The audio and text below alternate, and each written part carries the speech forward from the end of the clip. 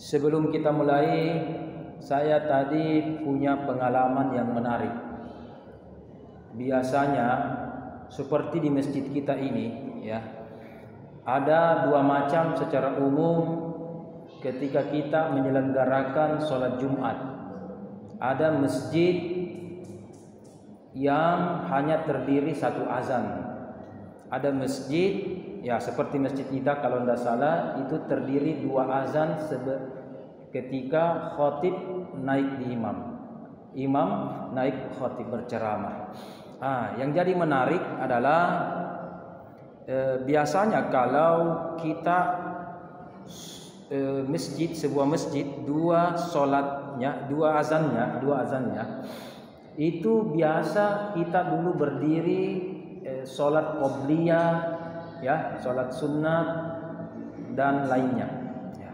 Ada yang menarik tadi ketika kami diamanahkan untuk berceramah di sebuah masjid tertentu, itu lebih banyak yang duduk daripada berdiri, ya, lebih banyak yang duduk daripada berdiri. Biasanya itu lebih banyak yang berdiri. Sudah azan, kemudian kita berdiri lagi, sholat lagi, kemudian khatib naik. Oke. Ini kecuali yang satu azan, ya. Kalau satu azan, ya, masa kita sementara azan sudah azan, sementara khutbah baru kita lagi sholat sunat, ya, tidak, ya. Nah, ini kalau kita masjid ini alhamdulillah bagus di sini, bagus. Kebanyakan kita 90% ya kita naik lagi untuk sholat sunat, itu bagus dan itu juga sudah benar, ya. Ternyata cek and recheck ada masjid yang tidak bisa kami sampaikan di sini, di masjid mana dan namanya apa. Itu kebanyakan mereka duduk, baru sudah ceramah, sudah khutbah, kita ngobrol-ngobrol sedikit. Kenapa sedikit di situ tadi sholat sunnah, Aji? Iya sedikit, Ji. Ya, kita tidak tahu ya alasan mereka, ya, makanya kita harus bertanya. Apakah mungkin apakah mereka capek kita, ya kan, di tempat kerja, dari kantor, atau sementara sakit, ya kan, Sunda istilahnya kan, Sunda, Ji, ya, oke. Ataukah bagaimana begitu, ya. Yang heran saya, dia mengatakan begini, ya, Ustaz, katanya mereka ya, di sini mungkin kita tidak atau jarang mendapatkan begini. Katanya mereka, Ustaz, sholat qobliyah sebelum sholat Jumat itu tidak ada. Tidak ada. Tidak ada. Bagaimana kalau begitu? Apa dalilnya mereka? Saya tahu. Saya hanya tes. Ustaz, ada yang ceramah kemarin. Nabi katanya tidak pernah sholat sunat sebelum Jumat, sebelum qobliyah. Tidak ada qobliyah Jumat. Nabi tidak pernah, Ustaz. Oh begitu. Oh iya. Cocok karena cuma satu azannya. Oke. Sahabat juga, Ustaz. Sahabat. Kita tahu azan dua kali itu mulai pada zaman Utsman bin Affan. Ya. Oke. Azan dua kali. Dan ulama sepakat, sahabat semua sepakat, oke, dua kali. Tapi mereka sudah azan, tetap sholat. Cocok, Ustaz, sholat. Tetapi ini bedanya. Ya, saya harus jujur. Dari berbagai literatur kita bahas, berbagai mazhab, atau jangan jauh-jauh mazhab, bapak-bapak, ibu-ibu. Berbagai ormas yang ada di Indonesia, ya, ada ormas satu azan, ada ormas di sini dua azan sebelum Jumat, ya, berbagai mazhab, berbagai golongan mazhab atau ormas yang ada di Indonesia, memang lain-lain pendapat mereka, ya. Saya sudah pelajari semua, beda-beda apa alasannya. Ternyata yang kita harus tarik dulu yang pertama. Betul pada masa Utsman dua kali azan. Kalau kita di sini juga Indonesia rata-rata juga dua kali azan, oke, sama dua kalinya. Oke? Tapi ada sedikit bedanya. Dulu pada periode Utsman, azan yang pertama itu kurang lebih misalkan 20 atau 30 menit sebelum waktu. Anggaplah kalau kita ya setengah 12 lah, ya kurang lebih. Jadi abang memang nih, ya. Sama kalau kita berada di Masjidil Haram. Sebelum waktu subuh jam-jam 3 azan memang nih. Begitu ibu-ibu. Umroh haji begitu ya. Nah, itu pengingat. Jadi ada setengah jam, 1 jam sebelumnya itu untuk azan tahajud lah. Kalau di sini saya pernah dengar di Makassar daerah utara masih ada 1-2 masjid itu di Makassar jam-jam 3 azan, ya jam-jam 3 azan mengingatkan warga setempat untuk tahajud dan ikut juga ke Mekah begitu saya lihat. Oke, jadi azannya yang pertama ya anggaplah sebelum waktu, ya setengah 12 lah kurang lebih. Azan yang kedua masuk waktu. Nah, ada mikhatib seperti kita. Nah, itu pada periode Utsman bin Affan. Di Indonesia tidak ada begini. Hemat saya di Makassar, ya mungkin saya juga pernah beberapa kota di luar sana, tidak ada itu azan jam 11, tidak ada. Setengah 12 tidak ada. Istilahnya setengah jam, 1 jam sebelumnya tidak ada. Atau mungkin ada yang bisa angkat tangan. Ada yang menjumpai di daerahnya masing-masing. Siapa tahu ada di luar Sulawesi, di Kalimantan, di Nusa Tenggara, di Jawa, di mana di Sumatera. Ya mungkin azan di hari Jumat itu jam 11 siang ada. Atau ya jam 11 lewat lah. Mungkin tidak ada, ya. Tapi kalau di Indonesia secara umum ini ijtihad ulama kita. Ya. Walaupun sama-sama 2 azan, tetapi azan pertama itu masuk waktu, kasih masuk waktu, ya masih waktu. Kalau begitu, apa bedanya? Kalau ketika masa Utsman bin Affan, azan pertamanya, kalau kita sudah azan kemudian sholat, berarti belum sholat qobliyah, ya, karena belum masuk sholat Jumat, sebelum sholat waktu duhur, belum masuk. Tapi kalau di Indonesia secara umum kita kalau azan sudah masuk waktu dan khatib belum naik di mimbar, kalau begitu bagaimana? Memungkinkan kita boleh sholat qobliyah karena sudah masuk waktu. Jadi syaratnya masuk waktu itu adalah menunjukkan sholat qobliyah boleh. Jadi secara umum ini bapak-bapak, ibu-ibu, 5 waktu ini semua ada sholat qobliyahnya, ya subuh, duhur, asar, maghrib, isya ada semua, ya cuma beda-beda, ada muakkadah, ada ghairu muakkadah. Oke. Tapi kalau ba'diyah tidak semua, ya tidak semua. Subuh kan tidak ada ba'diyahnya, apalagi tidak ada ba'diyahnya. Asar tidak ada ba'diyahnya. Tapi walaupun asar itu tidak ada ba'diyahnya, saya juga pernah mendapatkan satu riwayat dari Albani kalau tidak salah. Ketika itu ada juga riwayat mengatakan ada ba'diyah sudah asar. Tetapi ini pro kontra secara umum, ya. Oke, kita lanjut. Jadi kalau ba'diyah tidak semua sholat, ya 5 waktu ada ba'diyahnya. Tapi kalau qobliyah itu semua. Oke. Nah, bagaimana kalau Jumat? Ustaz, Nabi tidak pernah sholat qobliyah. Kalau begitu bid'ah. Adakah itu begitu sedikit-sedikit sekarang? Bid'ah Ustaz. Tidak pernah dilakukan Nabi. Allahu Akbar, haram.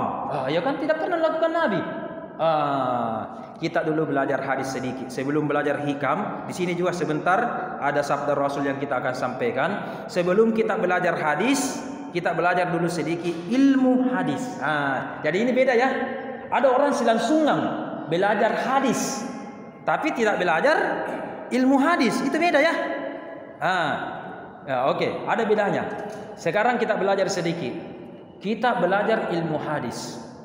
Apakah semua yang dilakukan Nabi itu wajib kita lakukan? Itu dulu. Saya ulang. Apakah semua yang diperintahkan atau semua yang dilakukan Nabi 100% semua harus kita lakukan? Jawab dulu. Kalau semua betul, kalau tidak kenapa? Apa contohnya? Ada orang yang penting melakukan Nabi atau tidak melakukan Nabi itu saja cukup, titik, tidak ada yang lain. Oh, oke, kaku. Ada orang begitu. Oke. Ada saudara tak begitu, tidak boleh kita salahkan. Ya, yang penting jangan baku bombe, jangan baku marahan gara-gara begini. Oke, satu. Oke. Hemat kami, ya, tidak semua yang dilakukan oleh Rasul harus kita lakukan. Ya, tidak semua. Tidak semua yang tidak semua yang dilakukan oleh Rasul itu harus kita lakukan. Begitu pula kebaliknya, tidak pernah dilakukan oleh Rasul, kita juga tidak boleh lakukan. Tunggu dulu. Ada kelas-kelasnya, ada kategorinya, ada macam-macamnya. Ada aspek-aspek tertentu. Saya berikan contoh. Nabi itu ada namanya puasa wisol. Apa itu puasa wisol? Puasa baku sambung-sambung. Setiap hari. Ada juga yang mengatakan puasa wisol itu jangankan setiap hari sudah maghrib puasa lagi terus. Ya kan, puasa wisol. Ya, itu dua versi pendapat puasa wisol. Pertanyaannya, bolehkah kita puasa wisol? Jawabannya pasti tidak boleh. Kenapa? Nabi mengatakan, naha Rasulullah sallallahu alaihi wasallam an saumil wisal. Nabi melarang puasa wisal. Tapi di satu sisi Nabi lakukan. Kenapa bisa? Nah, jadi Nabi prakteknya, kalau kita tanya istri Rasul, riwayat-riwayat dari Aisyah, istri-istri Rasul, Nabi itu puasa wisal. Tapi ada sabdanya Nabi, umatku jangan puasa wisal kita. Nah, jadi kalau begitu bagaimana? Nabi larang tapi Nabi lakukan. Nah, di situ banyak kajiannya. Di antaranya ini nih, tidak semua yang Nabi lakukan itu adalah boleh kita lakukan. Ada hal-hal tertentu khusus bagi Nabi. Ada juga boleh juga kita lakukan. Ya kan? Kenapa dilarang puasa wisal? Puasa baku sambung-sambung terus. Pertama, fisik kita tidak sekuat dengan fisiknya Rasul. Ya, Nabi itu kalau tidak salah baru berapa bulan, berapa tahun itu bisa bicara, bisa berjalan, cepat sekali perkembangan fisiknya, kuat sekali nafsi. Bahkan ada pegulat pada masa Rasul itu menantang Rasul. Jadi walaupun Rasul itu bicaranya lemah lembut ya kan, dibilangi lama jika apa ini, apa dan seterusnya. Tapi itu pegulat yang tak terkalahkan melawan Rasul, menangi Nabi Muhammad. Saking kuatnya fisiknya, ya kan? Oke, kita lanjut. Jadi fisik kita tidak sekuat Rasul, satu. Kemudian yang kedua, iman, tapak kita, takwa kita juga tidak setebal keyakinan Rasul. Ya, makanya kita dilarang. Jangan. Kalau Nabi tidak ada begitu, tidak ada sakitnya begitu. Kalau tidak salah seumur hidup Rasul itu cuma sakit 2 kali. Yang pertama ada perjalanan jauh, sakit kepala, itu pun cuma sebentar. Yang kedua menjelang dipanggil oleh Allah, menjelang sakaratul mautnya, itu Kalau kita bagaimana? Sedikit-sedikit ramus makin seding, influenza makin seding, ya kan, demam, belum lagi di cuaca ini jamaah, ya kan, saking kuatnya itu, saking kuatnya. Satu di saingannya Nabi Muhammad fisiknya, Fir'aun itu memang tidak pernah sakit. Karena dia tidak pernah sakit sehingga dia mengaku Tuhan. Saya ini Tuhan, tidak pernah sakit, ya kan?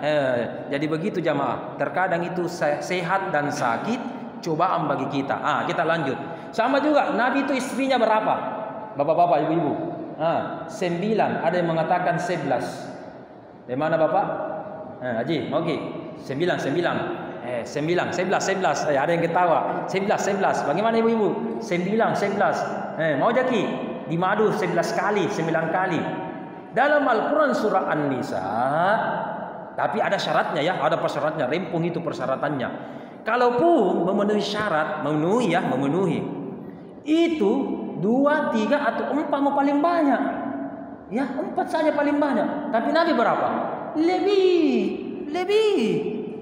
Kalau begitu bagaimana? Ikuti yang mana? Ya kan? Berarti lakukan Rasul, tetapi apa? Kita jangan. Nah, ini juga salat qobliyah. Betul. Bagaimana Nabi salat qobliyah? Nabi terus khutbah Jumat. Nah, bagaimana caranya khutbah Jumat Nabi? Ya, bagaimana caranya Nabi sholat qobliyah sementara Nabi berdiri di mimbar baru azan? Bagaimana caranya Nabi sholat qobliyah? Tidak kan? Sahabat juga. Nah, paling-paling ada yang terlambat. Jangan langsung duduk. Sholat dulu. Ya kan? Bagian terlambat. Baru datang. Oke. Kalau begitu betul. Nabi tidak pernah sholat qobliyah Jumat. Ya. Satu. Sahabat ketika pada masa Nabi juga tidak. Oke. Ketika masa Utsman bagaimana? Tidak. Tapi saya pribadi, saya suka sholat qobliyah. Tapi bukan berarti bid'ah, sesat, bukan berarti. Ya. Oke.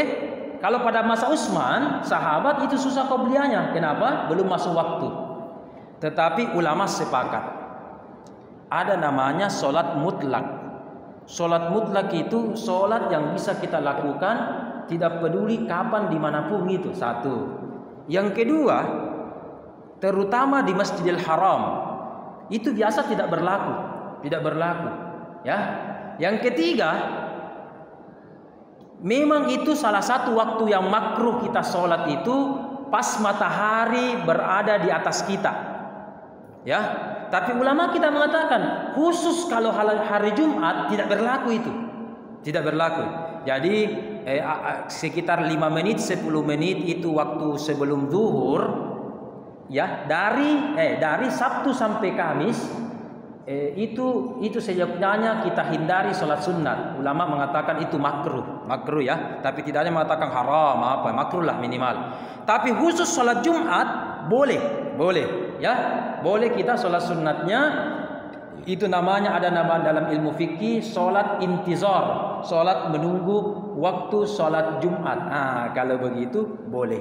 Jadi secara umum memungkinkan kita lakukan. Dan yang kedua, ada sabdanya Rasul, setiap antara dua azan itu ada sholat sunat. Bainal adanaini, di antara dua azan itu ada sholat sunnah. Maka ulama kita berpijak, kalau begitu kita jadikan ini tambah-tambah sehingga ada sholat sunnah. Kalau begitu boleh ya. Sekarang kesimpulannya, kalau kita ada di luar sana, saudara kita masjidnya cuma satu kali azan, oke, silahkan jalan. Tapi kalau di masjid ini juga sholat sunnahnya azannya juga 2 kali, oke juga jalan ya. Ya. Yang jadi masalah berdebat gara-gara ini tidak sholat berdebat masalah begini tidak sholat Jumat, itu bahaya ya. Oke, kita lanjutkan bapak-bapak ibu-ibu yang saya muliakan. Kita lanjutkan di sini, kita mendengarkan kata hikmah berikutnya. Yang pertama adalah litakuna lirida'il haqqi mujiban wa min hadratihi qariban. Hendaklah kita memenuhi panggilan Allah Subhanahu wa taala sambil di dalam diri kita merasa ada kedekatan dari Allah Subhanahu wa taala. Apa artinya?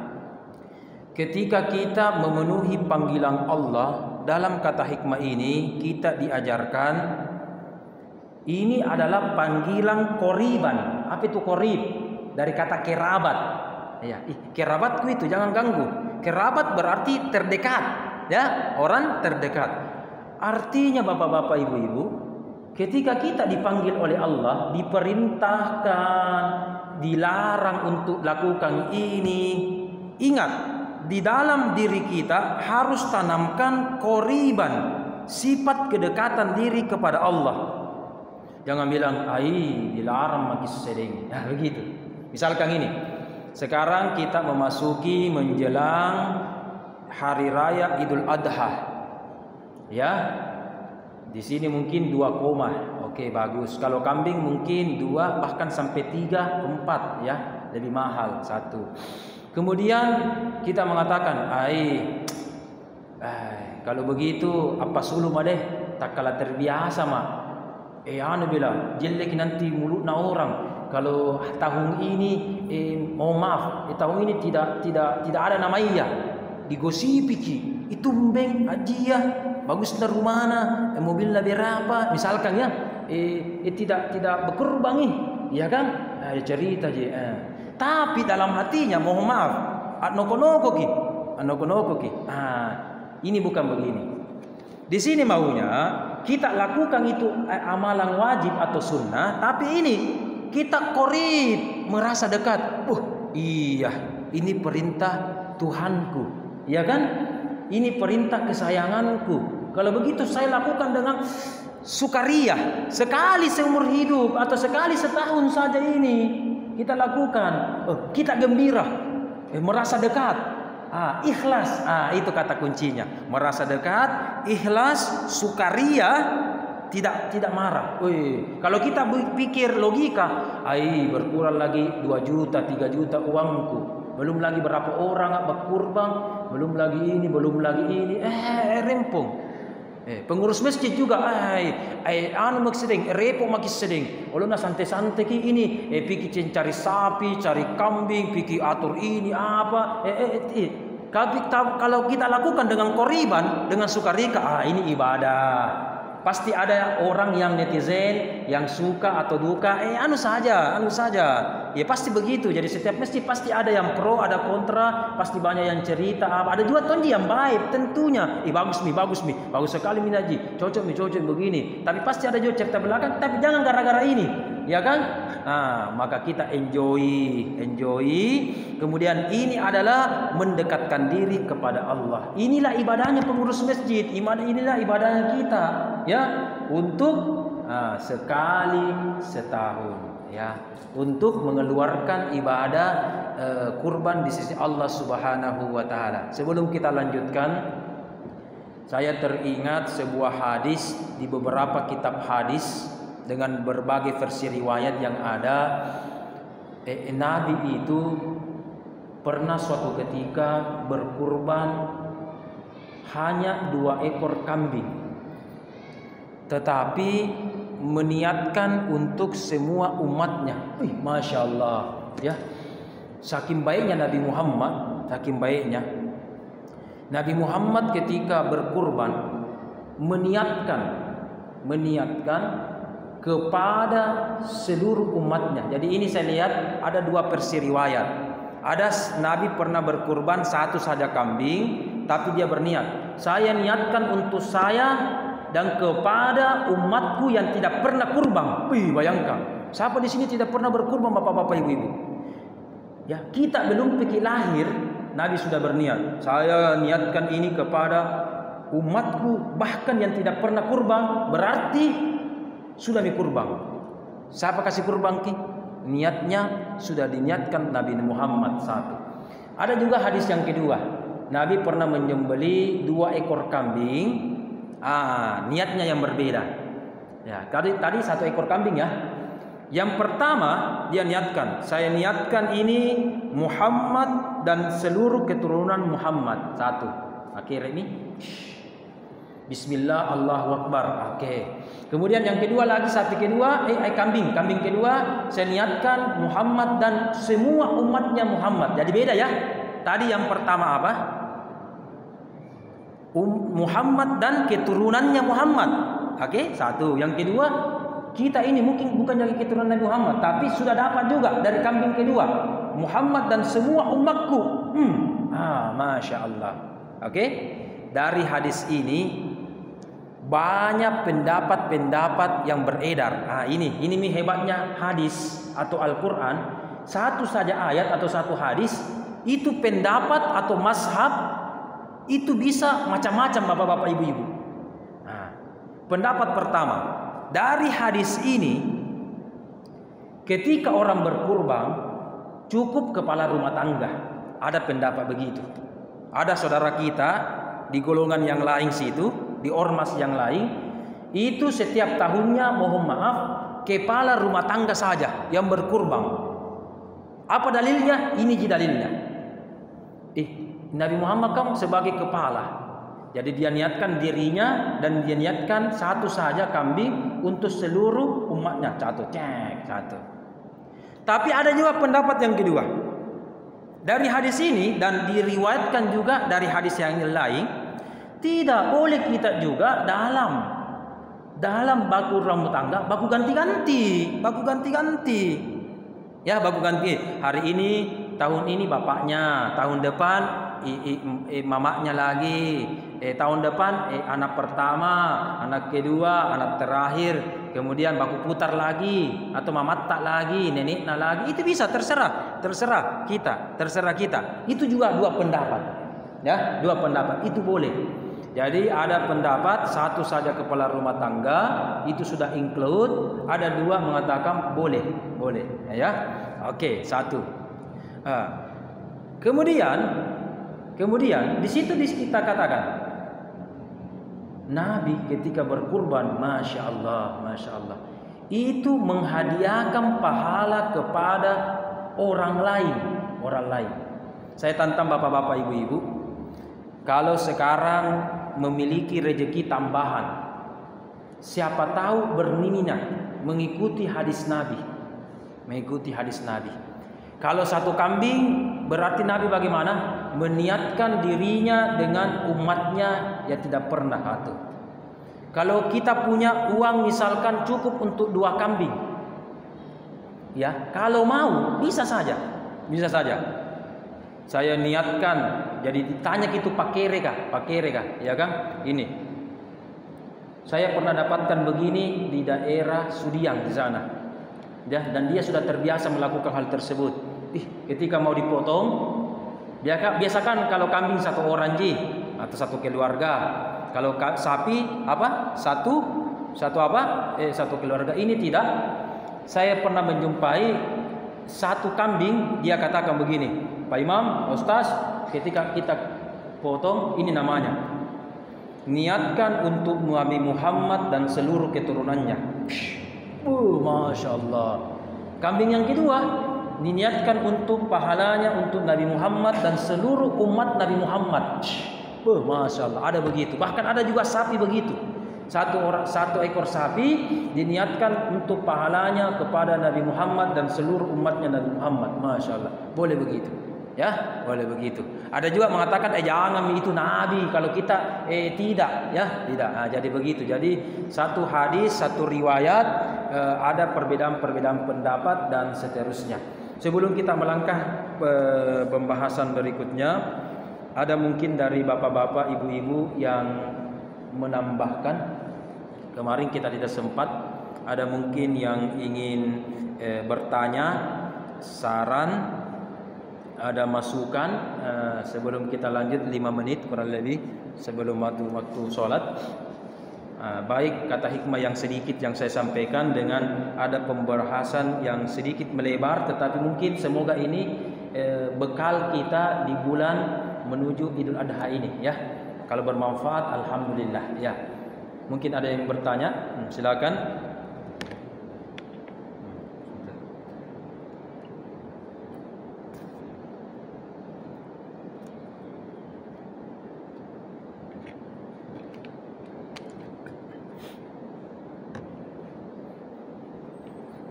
Jadi harusnya pahalanya saya semua yang dapat ini, ku bagi-bagi berapa umatnya Nabi Muhammad, 1 juta, 1 miliar, berarti saya dong berapa mami ku dapat, begitu misalkan, ya. Masya Allah. Bagaimana kalau begini? Ini pertanyaan terlalu ekonomi, hitungan ekonomi, ya, hitungan ekonomi. Hitungan agama tidak begitu. Ya, ini pelajaran matematika, tapi kalau pelajaran agama bukan begitu, ya. Contoh kalau pelajaran matematika, di rekening kita uang kita 1 juta. Kemudian kita transfer, ada pembangunan, ada sedekah, ada donasi 500.000. Kalau ilmu matematika bagaimana? 1 juta dikurang 500.000. Berapa mami kodon dibelanja? 500. Hitungan matematika. Iya. Kita bicara agama. Bagaimana kalau agama? 1 dihitung 700. Kali itu 500.000 kali 700 lipat. Masya, itu uang tak? Itu rekening pahala tak nanti? Kalau tidak percaya buktikan nanti yaumil kiamat. Belum cukup 700 kali lipat, belum cukup. Allah mengatakan wallahu yudhaifu. Allah masih bisa kali 2, kali 3, kali 4, kali 10. Jadi bayangkan, masya Allah, Yang normal itu 700 kali lipat. Tetapi Allah mengatakan wallahu yudhaif, Allah lagi bisa kali 2, kali 3, kali-kali lah. Jadi kalau begitu, Masya Allah, banyak nah. Itu Allah itu maha bijaksana, bapak-bapak, ibu-ibu. Kalau kejahatan, 1 saja dosanya. Kalau pahala bisa kali 10. Kalau pahala ibadah bisa kali 700, bisa kali-kali, bahkan tak terhingga. Masya Allah, itu ya. Nah, sama ini juga. Kalau ku niatkan untuk orang lain, saya kodong apa kuda apa. Nah, kemarin kita sudah belajar. Kalau kita mendoakan diri sendiri, 1 doa. Kalau kita mendoakan orang lain, itu 2 doa. Tapan tulki. Ya. Jadi kalau kita, Haji, Bapak, Ibu-ibu, semoga sehat-sehat semua. Berapa orang ki? 1, 2, 3, 4. 50 orang ki kudoakan. Sehat-sehat semua. 50 orang kudoakan. Tapan tulki. Saya juga mendoakan. Jadi walaupun saya tidak bilang, saya semoga juga sehat-sehat, maka semua juga itu tapantul ke saya juga. Sehat-sehat ki berarti itu tapantul. Semoga saya juga sehat. Itu enaknya orang mendoakan orang lain. Itu enaknya. Maka dalam agama Islam kita juga diajarkan untuk bersedekah untuk pahalanya kepada orang lain. Kalau aliran di seberang tidak mengakui itu ada namanya transfer pahala atau bersedekah atas nama. Misalkan ini, Haji, ini ada amplop atas nama almarhum mamakku. Ada golongan namanya tidak boleh. Terputus sudah mau teram meninggal tidak boleh. Sudah tidak ada. Padahal ada hadis Bukhari. Ya, cari di kitab hadis Bukhari, saya jelas-jelas sudah baca. Itu mengatakan ada seorang anak kemudian motereng kodong mamakna bertanya kepada Rasul, kalau saya bersedekah atas nama mamaku ya Rasulullah yang baru-baru meninggal kemarin, kira-kira ini atas nama sedekahnya pahalanya untuk mamaku sampai atau tidak? Nabi mengatakan sampai. Naam, iya sampai. Kalau begitu sampai. Transfer sedekah, transfer pahala ada, ya kan? Foto saja, video saja bisa ditransfer. Padahal itu teknologi apa? HP ciptaan siapa? Manusia. Apalagi teknologinya Allah lebih canggih. Tapi ada juga di seberang mengatakan tidak ada itu begitu. Oke, tidak apa-apa. Padahal ada di hadis Bukhari ya. Oke, sama juga ini bapak-bapak, ibu-ibu. Ya, kalau satu saja kepala rumah tangga itu terus dikodong, oke. Tapi kalau misalkan saya tahun ini anakku lagi ku kasih niatkan untuk berkurban.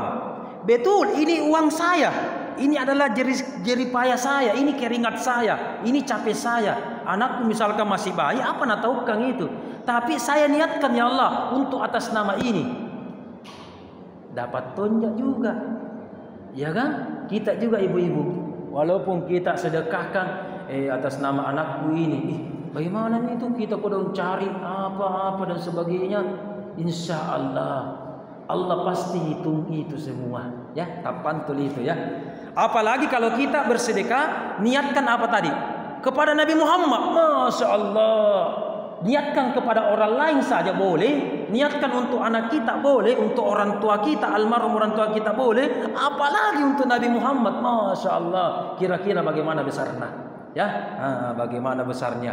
Oleh karena itu, saya lebih cenderung kepada pandangan yang mengatakan kita boleh-boleh saja meniatkan sesuatu untuk orang lain. Dan lebih baik kalau orang tersebut tidak tahu. Misalkan ini, orang tua kita sekarang mungkin meninggal atau mungkin sekarang masih hidup. Ya, atau saudara kita, kakak kita, om tak mungkin masih hidup.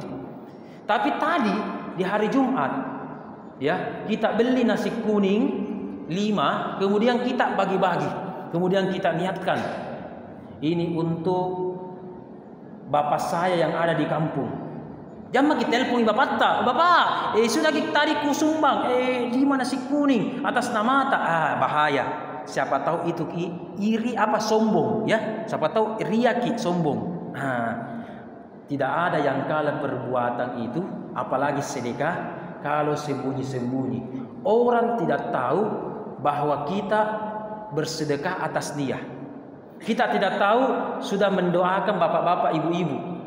Kita tidak tahu sudah bersedekah atas nama ini, kita tidak tahu. Ya, itu paling bagus. Doa sembunyi-sembunyi dan ibadah sembunyi-sembunyi, sedekah sembunyi-sembunyi untuk orang lain, itu pahalanya berlipat-lipat ganda. Masya Allah. Ini salah satu pelajaran yang saya petik dari kata hikmah hari ini. Bagaimana kita beribadah kepada Allah bukan hitung-hitungan egois. Ya, egois begini tidak. Tetapi ini semata-mata mau mendekatkan diri kepada Allah Subhanahu wa taala. Orang yang sudah di makam ini tidak peduli nih, biar nih kasih nih pahalanya ini. Yang penting saya gemar ini, saya gemar. Ada orang suka main bulu tangkis, main olahraga, tidak peduli main futsal, main apa, kalah atau menang, yang penting keluar keringat misalkan, yang penting sehat, ya tak, tidak peduli. Tapi kalau menang juga lebih bagus lagi misalkan. Ini juga saya sudah bagi-bagi pahalanya. Yang penting saya lakukan, saya gemar, saya suka begini, ada kepuasan begini. Kata hikmah kita ini mengajarkan kepada kita, ketika kita beramal, jangan cuma orientasinya mau pahala, tetapi ada kepuasan di dalam diri, dan kita juga niatkan supaya ini semakin dekat hubungan kita kepada Allah Subhanahu wa taala. Mungkin demikian dari saya. Wabillahi taufik wal hidayah. Mari kita berdoa semoga yang kita lakukan bisa